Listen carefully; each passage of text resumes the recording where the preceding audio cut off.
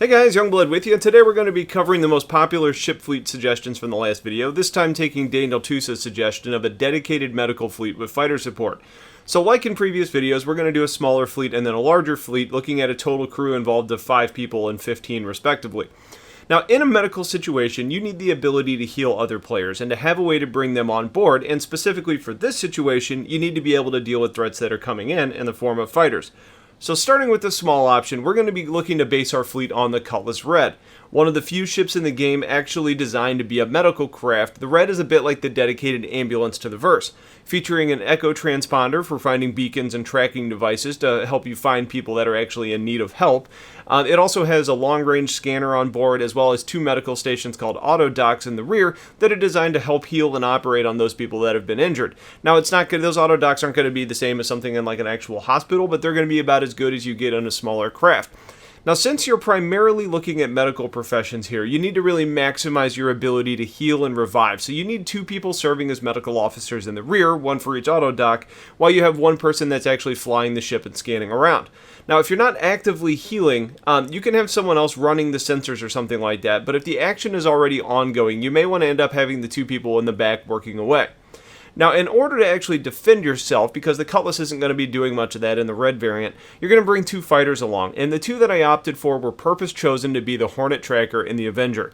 While the Tracker is primarily designed to be identifying threats and operating in a CNC role, it stands to reason that the increased scanning ability, thanks to the sensor dish on the back, make it more capable at identifying people floating in the void as well.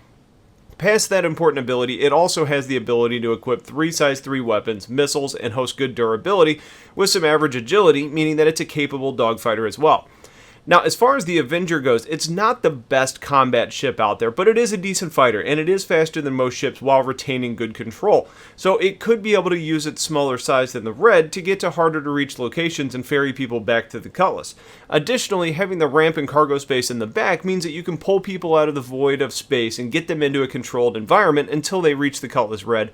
Or, if the Cutlass Red is already full and you don't have time to get back, you could end up using the handheld medical tools that the game will offer to end up providing help to that person. Either way, what you get here is a Cutlass Red as the real backbone and a couple of fighters offering some benefits to the search and rescue efforts as well. Now, when I look at a fleet of 15, that opens up things quite a bit, but I have 2 different options to throw your way. The first of which is just about pure effectiveness in healing and reviving people, and that starts off with the Endeavor Hope as the centerpiece. If the Cutlass Red is an ambulance, the Hope is a floating hospital, with operating rooms and recovery rooms, as well as having a hangar for ships to dock and offload patients. It also comes with the ability to play as a respawn location in the game for people that have died off. Now, we need to get a lot more information about the crew requirements of the Hope, because it's rated for up to 16 people. In my mind, that's probably larger than it needs to be, so we're going to put 7 people in the Hope for this scenario, giving you 2 people on the bridge flying the ship and working systems like scanners, as well as having 4 people in the medical area fixing players up, as well as 1 person in a roamer type of role that's going to be wheeling people back from the hangar, as well as kind of playing engineer if needed. Now, that already eats into a big part of our crew total, so we need to go ahead and get the ambulance portion of this out of the way, and that's going to be bringing in a Cutlass Red to this fleet. Now, instead of 3 like in the previous scenario, we're going to have 2 people in the Cutlass Red here, 1 flying and 1 healing, and kind of really acting more on a stabilizer role to try and get them to the Hope, where the real work can actually be done. Now, up next is going to be the Terrapin. It's the super durable turtle-like craft focused in on scanning. Now, we're going to have 2 people in there focused in on not only finding the locations, but relaying those locations, to those people that are in need of help to all the other ships in the fleet, as well as monitoring space to ensure that your convoy of good isn't targeted by those wanting to do bad. Now, that leaves us with 4 spaces left, and we're getting to the combat piece here with 1 gladiator with 1 person in that actually is going to focus in on larger targets that may be moving in, while kind of capable at doing some dogfighting, along with 2 sabers that are fast and capable ships with more than average combat ability, and a Super Hornet to be the more dedicated brawler. Either way, you're not necessarily looking for trouble when you're in a medical role. You're focused in on protecting your fleet, and these ships would be able to let you do that. I would have said that we'd opt for 2 Cutlass Reds, but we'd be having a hard time to find the fighter's crew in that scenario, as well as with the increased size in the Cutlass line. I'm guessing the Endeavor is no longer going to be able to support 2 Cutlasses at the same time, unless it just happened to grow because they wanted that balance in place. Now, in the second option, we're still operating with the Endeavor Hope as our centerpiece, but we're looking at sustainability in this situation by keeping the fleet out for longer periods of time, even if that means slightly less medical capability. Now, it's not impacted by much, but we're going to go ahead and sacrifice one person on the Hope and running it with 6 people instead, leaving 3 dedicated people in the med bay instead of the 4 that we mentioned before. Then we're going to be bringing a Starfarer along, because you need to keep your ships refueled and ready to keep the operations running, which is going to take 3 people, a pilot and 2 turret gunners, one of which is ready to jump out and begin the refueling operations when it's needed.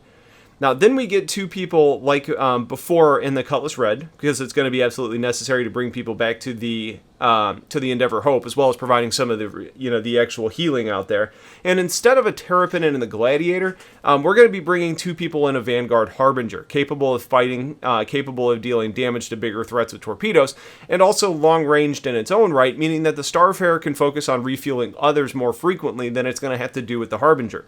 And lastly, we have 2 other fighters, so we're going to stick with the Fast and Agile Saber and the Brawler being the Super Hornet. And while I think this situation you sacrifice a little bit of combat capability and some medical options, you do gain the ability to stay out in the location for longer to keep providing aid. So it's a trade-off you kind of just need to decide as you're building your fleet. So that's it. That's my recommendations. I think a ship like the Carrack is probably worth discussing here because it does have a medical bay on board, and it's obviously got some good scanning abilities and considerable range on it being an explorer, but it kind of fits in a strange place as it's focused more on supporting its own crew. So I think it's probably too big for the smaller fleet option, and it lacks the Hope's options as far as larger scale healing to fit into the bigger fleet. So while it could fit this role depending on the size and the number of people you're working with, based on the 2 number totals I talked about today, it wasn't a good fit. So let me know what you guys think and tell me how you'd kit out this fleet if you had the options. Otherwise, I appreciate you guys watching. Stay tuned for more coming soon, and have a wonderful day. Take care.